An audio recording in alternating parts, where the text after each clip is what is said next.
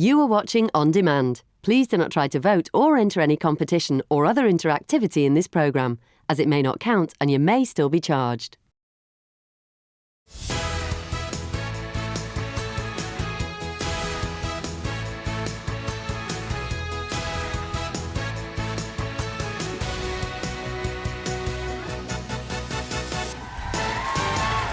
Today on your Loose Women Live, it's Ruth Langsford, Colleen Nolan, Janet Street Porter and Katie Piper.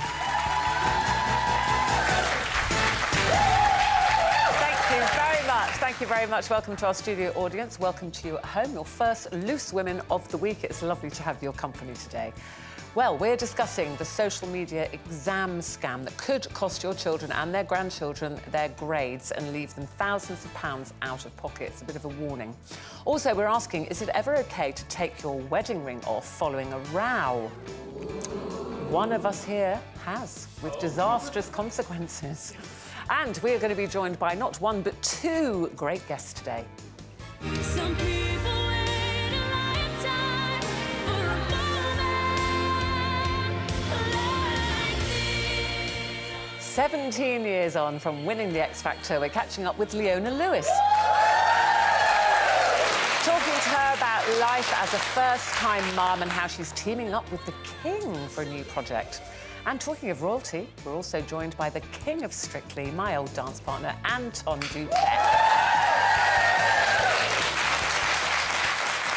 So, great guests. Let's start with the topic. A landmark study from Johns Hopkins University, one of the world's most respected medical schools, has found that lockdown saved as few as 1,700 lives in England and Wales. That's in spring 2020, when compared with less strict policies adopted by the likes of Sweden.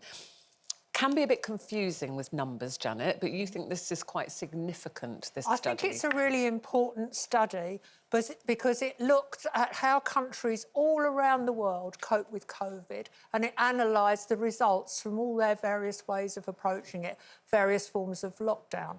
And it comes to the conclusion that in England and Wales, in an average week, 11,000 people die anyway. That was the average before COVID, and it's the average after COVID.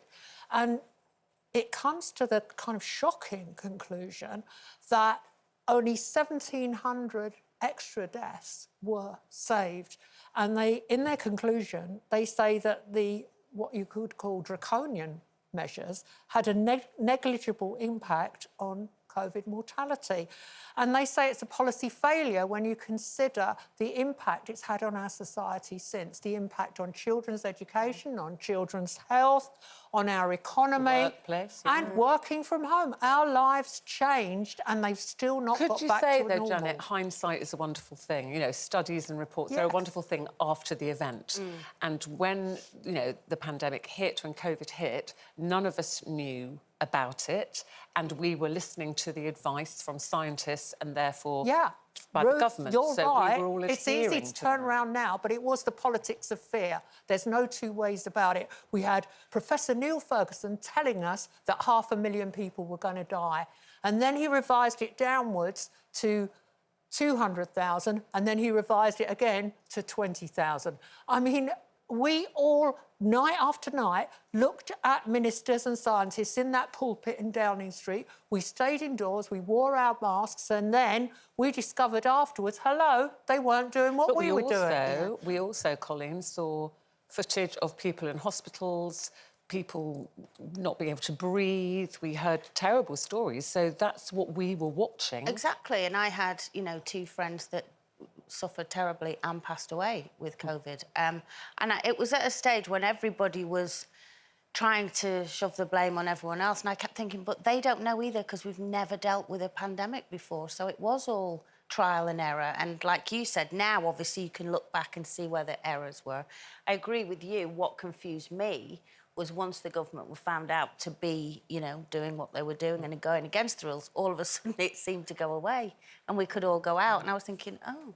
What's happened there? But I think it's difficult because I think, like you say, the government had never dealt with this before, so they were doing what they could in that situation. And I agree with you that it left a bitter taste in my mouth once you knew they weren't doing what they were telling us to do. Katie, do you think that knowing that now, that if there was another pandemic, God forbid, what do you think that politicians would be able to do that to us again, to night after night tell us to behave? I do think lock they us would. down? I think it would be harder to control, you know, the population in the way that they did.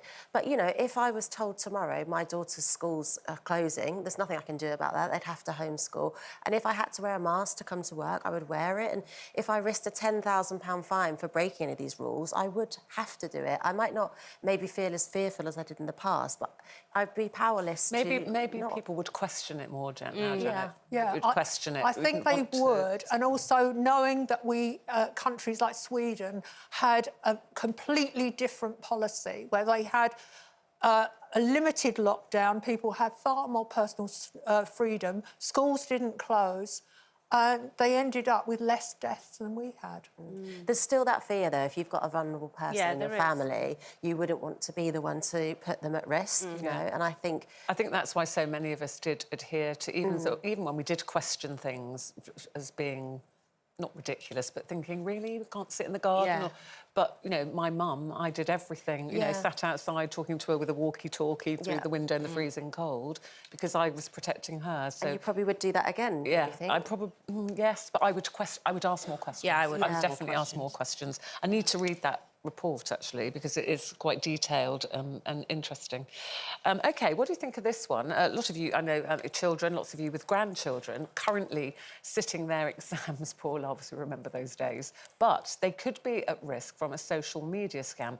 Pupils are being charged hundreds of pounds by fraudsters who are telling them that they can get this year's GCSE and A-level exam papers, but they are obviously likely to be fake. And actually, some of them who have been caught up in this, who have sent money, are then being reporting saying they get blocked and then they don't get anything, so they've sent them money.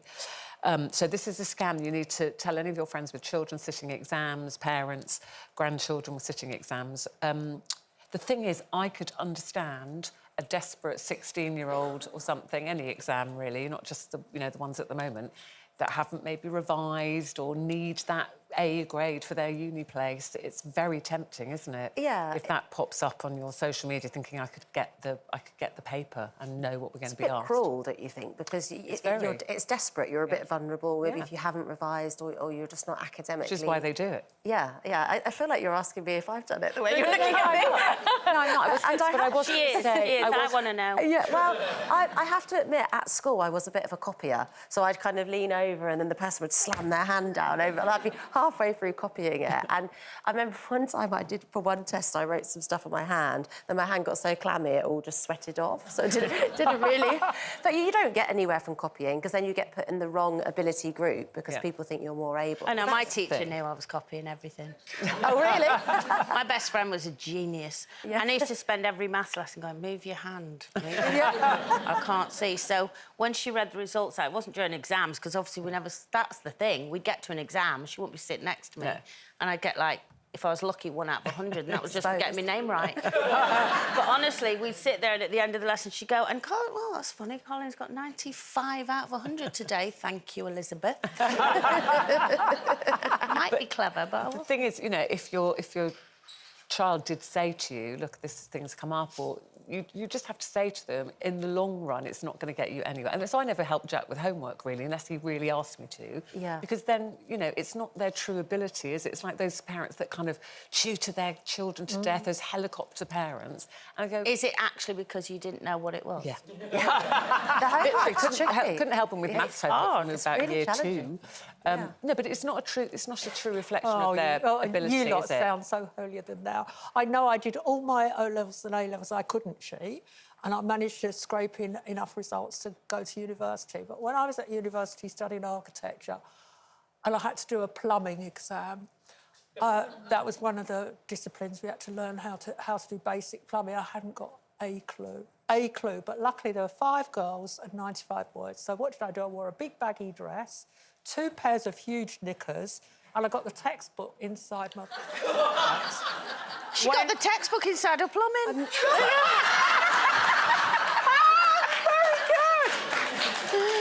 slipped that textbook out, rear edge redress on the top of it, and copied out how to plumb a semi-detached house. And do you know what? I was so useless, I still failed. Oh, no! Cheating never pays. There you go. Well, I suppose not. Well, I do have to say that the Department of Education, we did approach them about this scam. Did they know about it?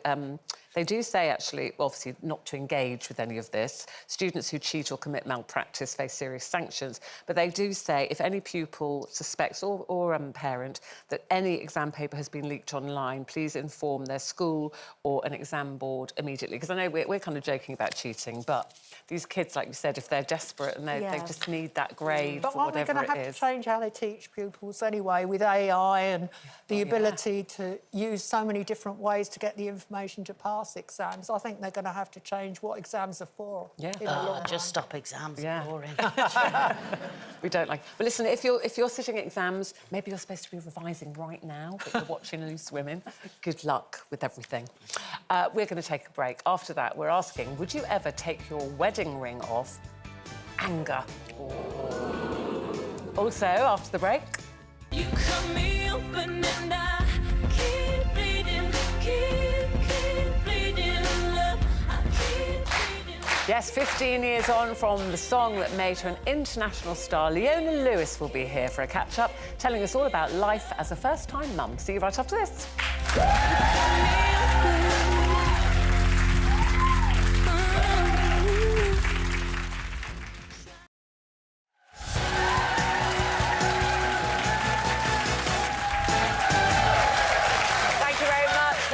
Loose Women. Now, we're going to be asking, is it ever OK to take off your wedding ring in anger?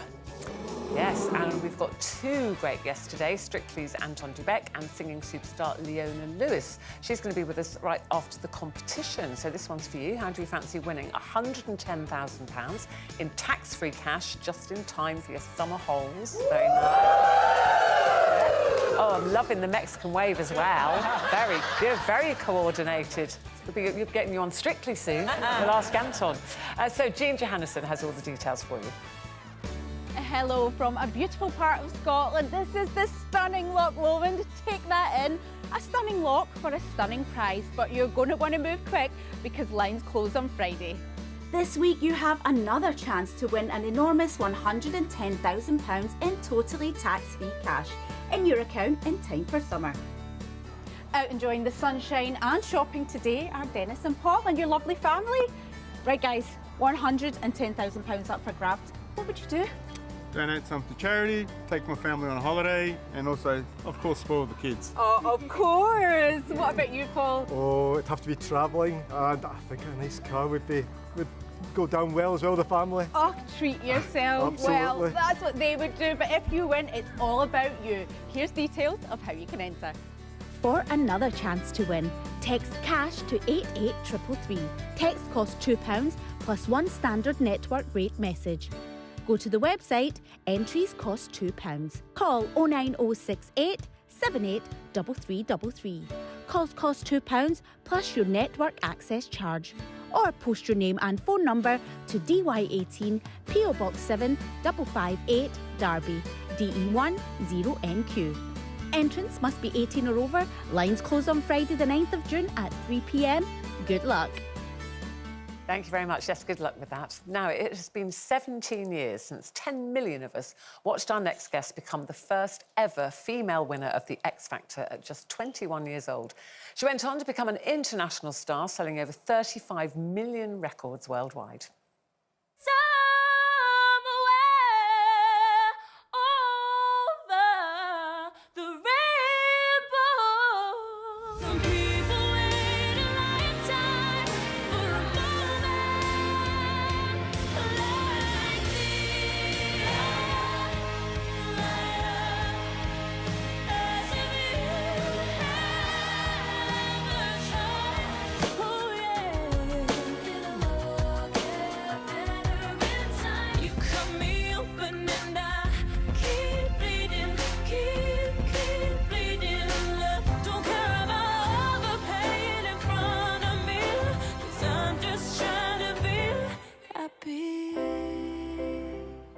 Wonderful stuff. Please welcome Leona Lewis.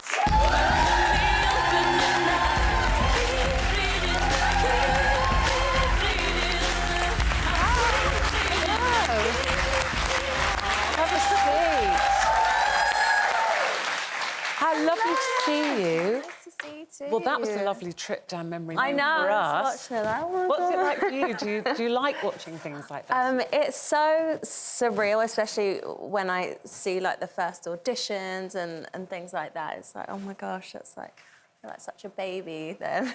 And do you still, you know, even hearing that music, do you still feel those nerves that you felt takes you back? Yeah, I mean, it was such a beautiful, I guess, moment in time for me. And just, yeah, hearing all the songs that, like, encapsulate that time is just really special for me. And I also get to, you know, go on tour and sing those songs. And it's, yeah, just very special, really special. But music, for all of us, it transports us back so quickly to exactly. different times, There's doesn't it? those songs that, like, are so significant to you and just, like, you actually have, like, a physical feeling. It gave me goosebumps just hearing those songs. Yeah, I think it's such powerful lyrics. And here you are, Thank you. 17 years later. Can't believe that's 17 years. And a new mum. Yes, Congratulations. thank you. Yeah, thank you. So your little girl, she's called Carmel Allegra, Yeah. but you call her Coco. Yeah, her nickname's Coco. So in my family, I was Lulu when I was growing up. So we give all of the kids Look at nicknames. her. Yeah. There's your lovely husband, Dennis. Little Coco and Dennis. I mean, it's wonderful now, but a very difficult pregnancy from everything I've read. Yeah, it was a really hard pregnancy. So I was one of the, I think it's like 30% of women that basically have morning sickness until you give birth, basically. So it was, I was sick every single day. And at one point I was like bedridden. But Dennis, my husband, was amazing. He looked after me, took care of me, made sure I was taken care of. And my mum was crucial at that point as well. But yeah, it wasn't like one of those pregnancies where I was like, oh, this is amazing.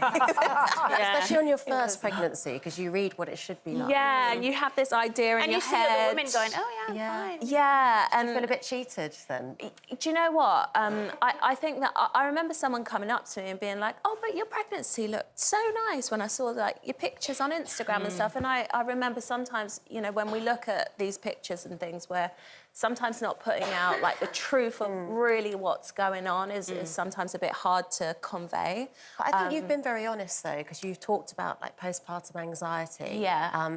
And that's not easy. And I feel like, you know, anxiety is something that you have to sort of manage, and it doesn't just go away, does Yeah, it? definitely. And I think that kind of made me way more aware to be even more like to speak about it and be upfront, because I think at the time, so when I had my baby, I got a bit of postpartum anxiety, which is like this intense worry about the baby or the baby's health, and it kind of starts to take over like everyday living. So like talking about it really helped because it made me feel way less alone. I know that a lot of women go through it, but at first you're kind of feeling like The only one. Yeah. Like, Yeah. what is this normal? quite But it is, lonely. but it is normal and Are normalised there talking about coping it. strategies for reducing it? You know, are there Yeah. little tricks that you could pass on? So for me, really talking to my other friends in my friends' circles, other mums that have gone through it was really, really helpful. And also kind of taking a second to like breathe and ground myself. I spoke to a counsellor a couple of times as well, who just gave me advice and made me feel like, okay, this is not something that's just you're going through. A lot of people go through it. Yeah. And how long did that last for? A few months. Did it? Yeah, a few months. So it was a hard few months, but Like you said, it's hard to judge, isn't it? That most new mums are anxious, like, will I be able to do this? Is the baby okay? But it's when it goes to that next level, it's really It got impacting just your life. a bit too much. But now all my hormones have balanced out and I'm sleeping, the baby's sleeping. That's a big difference. Would it make you nervous about having more? No, because I understand what it is, and I it doesn't understand that it's just necessarily mean you would get it again. Exactly. Every pregnancy is so different. You know, a lot of my friends have multiple children, and each pregnancy has been so different. Yeah. So I know that I have an amazing support network around me that really helped me as well. So Well, that gives it's me wonderful that you did confidence. talk about it, and you talk about it so openly, because it helps so many Yeah, people. I really hope it does. And also, you've been very busy. You've sung the theme song to a new series called Jane. Yeah. And this is about somebody who's very inspirational to you. Tell us about Jane. Yeah, so the series is based on Jane Goodall, who's an amazing environmentalist, and she builds awareness about endangered species. And so I've had a lot of children's projects come to me, and this is one that I just love because it's like live action, it's animation, it's about this little girl who's like the hero of it, which I love as well because I've got a little girl. Yeah. So it's something that I would want her to watch. And I recorded the song that was written by Diane Warren, and I just love the song. It's called One Step Closer. So. And then you've teamed up with the new king, King Charles. Yes, yeah. So yes, indeed. his foundation basically put into place this pledge for big companies to sign and pledge that they'll be more environmentally friendly with their practices. And they basically made a children's little book, and I narrated it, about different environmental issues and how we can do our part to just be more in line with nature, people, the planet, and help each other to just thrive. So I narrated that book. Was so busy, and then doing a Christmas tour in the UK. Yeah. And then to add on top of I'm touring at Christmas, which I'm really, really excited about. It's my favourite time of year, especially since my little one. And yeah, it's just going to be, I'm going to sing Christmas songs, I'm going to sing some of my songs. My favourite time of year, I love it. I just want to, Do you bring think a she'll bit come of... along and watch you? Oh, please, No, your daughter, not me. I'm like, I'm on stage with me. I'll definitely be there. Yeah. Colleen and Coco, they can come together. I'm going to bring Coco. She's going to come on the road, so we'll see how that goes. Well, tickets for the Owners UK Christmas tour are available now. It's lovely to see you. So good to see you. Thank you for having me. Thank you very much. so Vienna much. Lewis, everybody.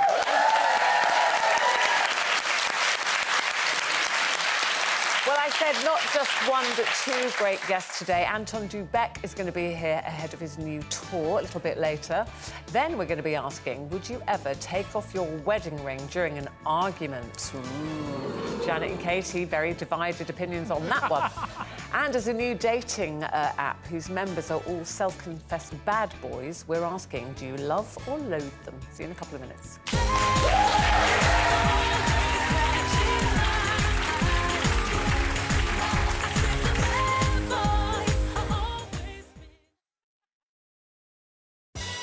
Tomorrow, award-winning celebrity chef James Martin will be turning up the heat as he tells us all about his newfound healthy eating habits. I've always been fascinated by food. And his plans to go on the road on a mission to get us Brits eating better. Don't miss James Martin tomorrow at 12:30. Just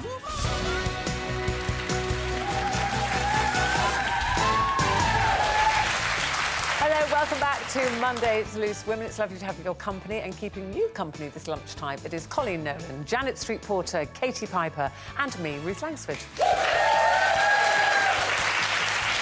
So still to come, are you after a wrong-un? We're talking bad boys, as thousands of people sign up to a dating app which helps you find one. And talking of naughty boys, how do you fancy spending an evening with Anton Du Beke? He will be here to tell you how you can do just that in about 15 minutes' time, and giving us all the Strictly Goss, of course. And I mentioned we were going to ask this question. I don't think we've ever asked this on Loose Women before. Is it ever OK to take your wedding ring off during an argument? In anger. So we asked you at home, 24% of you said you would do it. So that's a lot of you who wouldn't. Nobody's ever asked me this question before, and I was like, no. I mean, Eamon and I have had a lot of rows in our time. We like a bicker. I've never, ever taken my wedding ring off, and I think it would be an omen, perhaps. A bad omen, Katie Piper. If you could stoop that low, that you would take off your wedding ring. What do you think? I'm lowest of the low. And me and Richie don't really argue much. And we'd had a bit of a tiff, a disagreement. And I thought, I'll show him. I'll take my wedding ring off to punish him. And I was going to visit my best friend who'd moved to Barcelona because she'd met this guy in London who was from Spain. And I didn't want to lose it, so I just put it on the other finger. And I thought, I'll teach him. And then I've been away, calmed down a bit, and thought, it is a bit silly, and I tried to get it back on, off the other side. And the more I tried, the more swollen my finger got. And we had to get butter out of the fridge and put butter on. We went on YouTube and we were trying this trick where you put the string through and pull it off. Then we were like, should we go to A&E? But that's, you know, you can't use A&E in Spain, it turns out, for swapping your finger to another Because you've had to row with your husband. Yeah. Then we had to ring my friend's partner to come over and basically wrench it off my finger. And it was so painful that I learnt my lesson and I haven't done it again. But the worst thing of it all was my husband didn't even notice that I'd taken it off. It's kind of pitiful, isn't it? That you took it off in another country. I could understand if you took it off in the kitchen. Yeah, while you're arguing. While you're arguing. Well, I couldn't even really understand that because I do think it's kind of emotional blackmail. So if you're having a row and you're thinking, I'm going to take my wedding ring off, do you, like, take it up halfway and then put it back down again? Is there, like... The suspense, yeah. It is a bit attention-seeking and I didn't even get the attention I wanted, so, you know, lesson learned. Have you ever done it? How many wedding rings have you had, Janet? All right, I've had 4. But when I was married the 3rd time, I've never taken my wedding ring off in an argument because I think I can win the argument without resorting to tricks like that. But when I'd been married about 3 weeks to my 3rd husband, and we got married in Harrogate, and we were driving over the Pennines, and it was snowing, and I kept saying, will you stop? You know when men are macho driving through a blizzard? Oh, we'll be fine. We've got those XYZ tyres or whatever. Suddenly it wasn't fine. The whole road was covered in snow and in front of us was a great big snowdrift. So he slammed the brakes on and I threw the door open to make my point and also to look at the fabulous snow. And as I did that, my wedding ring flew off because my hand was obviously freezing. Oh, my God, I've lost my wedding ring. And I've only been married 3 weeks and there's nothing really wrong with him yet. I was on all fours in the snow. And he went, we had such a terrible row. And it was a miracle we found it. You found it? Yeah, we still got divorced, though. Down the line. This is the difference between fat fingers and thin fingers, you see. Well, I think cold it was hands. the cold. Yeah. You were in the heat, you see. I was stressing out.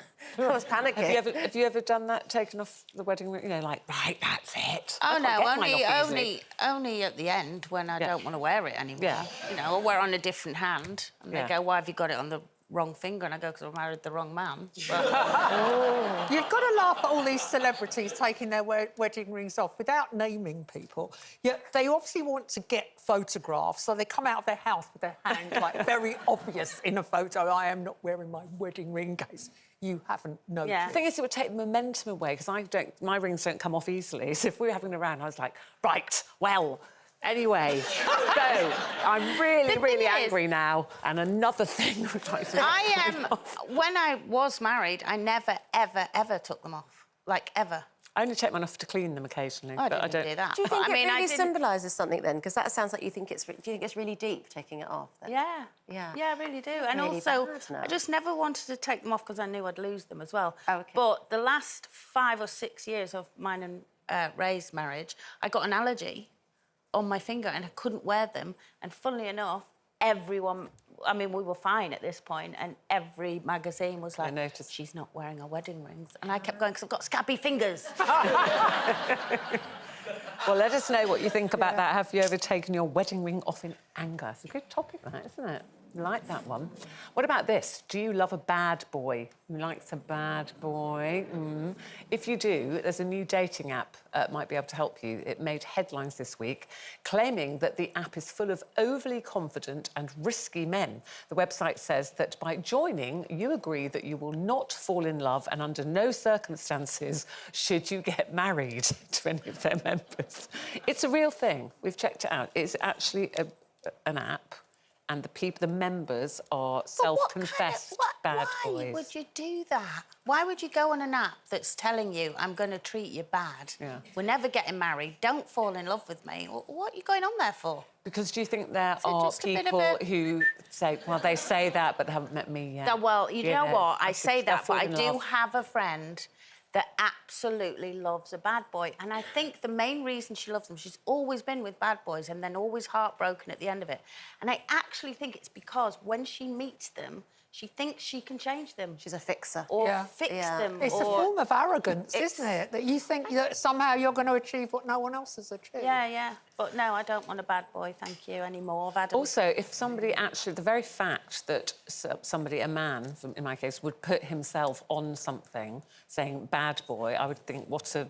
Well, I can't say what I think, but I would just go, would not be for me. What a plonker. Yeah, yeah, a bit of a plonker. I was going, really, because you're it's really proud of self-professed, yourself isn't it? from being a bad boy. I mean. Yeah. And also, what is his bad idea of bad? Yeah, might I was not be going to mine. say What's that. bad? What's bad? What's I mean, bad? driving a car with personalised number plates, wearing sandals with socks. Is that bad to you? Is that Having how no bad it gets? TC. You know, the kind of bloke you think he's all right, he's all right. He takes his socks off and you think, he's so not all right. Yeah, but that's not a bad boy, is I mean, it? I That's think- just bad feet. I think the site could be doing all online dating a favour because now we know that's where all the hobnobs are. And actually, will that relieve all the other websites of all the bad boys and they'll be cleaned up? It's like a cleanse of online dating. Get It's all the bad guys boys in go one there. I think it's place. bizarre. But I think there's some psychology of, you know, you get people that sign up to prison pen pals for romances, you know, not family members that they knew who went to prison, people they've never met that are incarcerated. And I think there's something about seeking somebody that's not really available, and it's that sort of not really wanting intimacy and emotional availability. And maybe that's You the can't same. get hurt then, maybe, if you go Yeah, into it thinking, it's well, a they're not going to want to barrier. take this any further. Yeah, then so don't maybe get you hurt. actively seek someone like that out because you don't want a full relationship. Interesting. Colleen? No. No. Why would you Sign you actively up. seek that out? Yeah. You know, if you want somebody that you don't want commitment with, then you can meet a nice person that equally is just happy to date. They're not going to treat you bad. Just And 'cause they imagine want- then when you take your ring off and they say, you knew I was a bad boy, why are you taking that wedding ring off? Yeah, pre-warned. Like what you did there. Talking of naughty boys, I just heard a woo and a ooh in the audience. Look Oh, who's here. no. Look who's here. Look at him, naughty Siobhan. boy.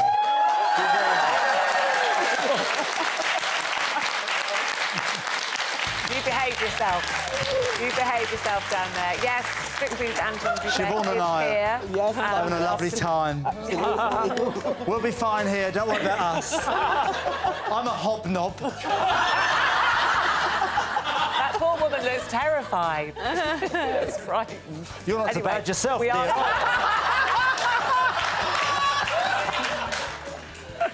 But we're going to be talking all things, if we get a word in, all things Strictly, and also talking about Anton's upcoming solo tour, where you can quite literally ask him anything. What could possibly go wrong? See you after the break.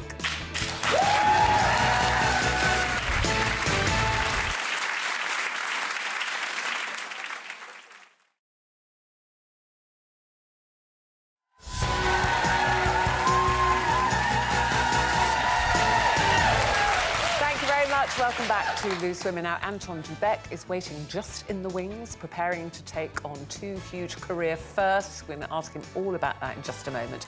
That's right after the competition. Jean Johansson has got all the details of how you can win a massive, wait for it, £110,000.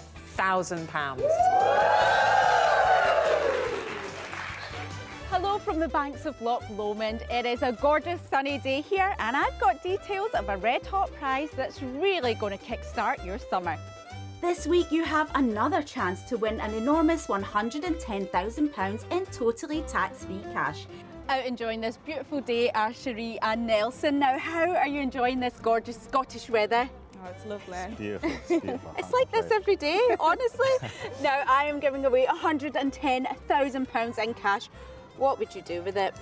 A nice holiday to Jamaica, I think. Yeah. Maybe even a house deposit as well. Definitely. Yeah. Do both. Go on the holiday, then get the house. Definitely. Good to see you. Well, that's what Cherie and Nelson would do, but what would you do if you won all that money? Here's all the details on how you can enter. And remember, lines close on Friday. For another chance to win, text cash to 88333. Text costs £2 plus one standard network rate message. Go to the website, entries cost £2. Call 09068 783333. Calls cost £2 plus your network access charge. Or post your name and phone number to DY18 PO Box 7 558 Derby, DE1 0NQ. Entrance must be 18 or over. Lines close on Friday the 9th of June at 3 p.m. Good luck. Thank you very much, Jean. Now, time to welcome Strictly Come Dancing royalty. Can you believe he's been dancing on the show for nearly 20 years? So, as well as preparing to take on judging duties again, he'll also be heading out on the second leg of his one-man tour. Here to tell us more about it, he's one of our favourites, Mr. Anton du Beke.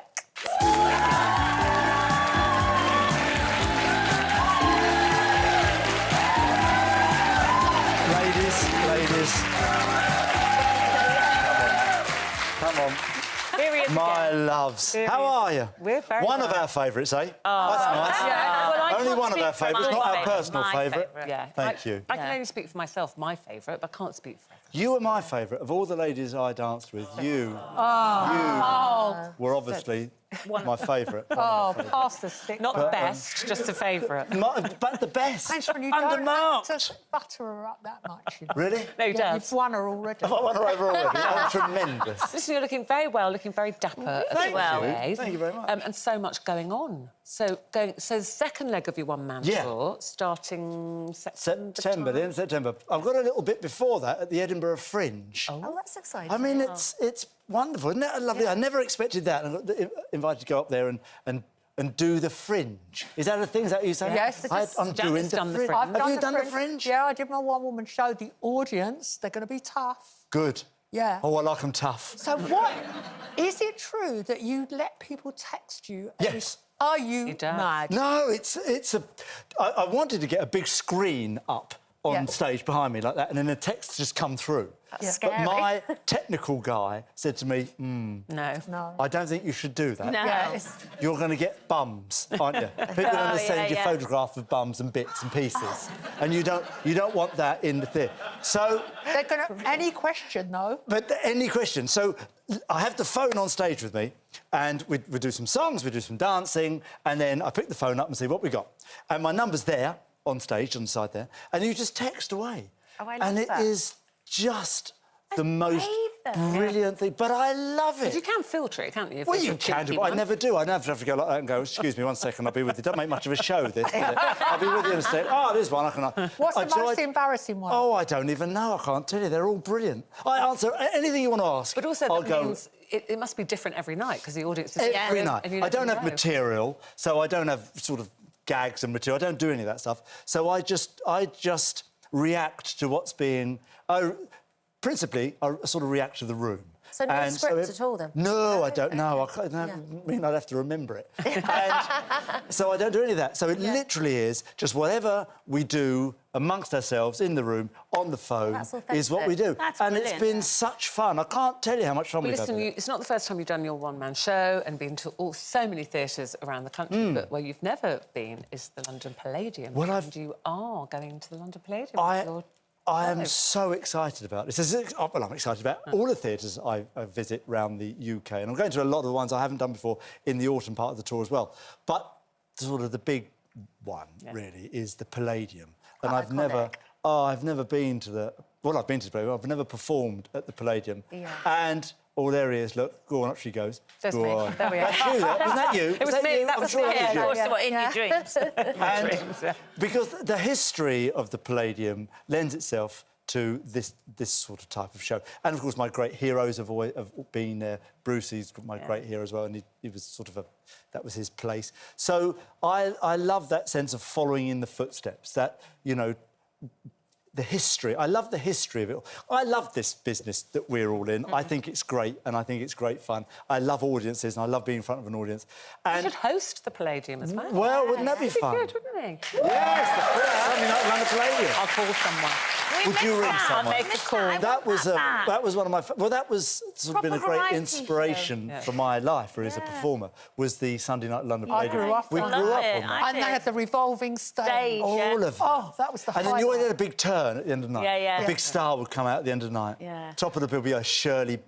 I was going to say Shirley Ballas then. That's Who big is a a star big as star? she Oh, is. it's a big She star. can't Great really one. sing that. But Shirley Bassey or something like that. Yeah. But it was... Eartha Kitt. Oh, it was I did a just show with brilliant. Eartha Kitt once. Yeah. I did a gala thing, and I was in the wings standing there with Eartha Kitt, and I went, "Ooh," I said, "You're tremendous," and she looked at me and growled at me.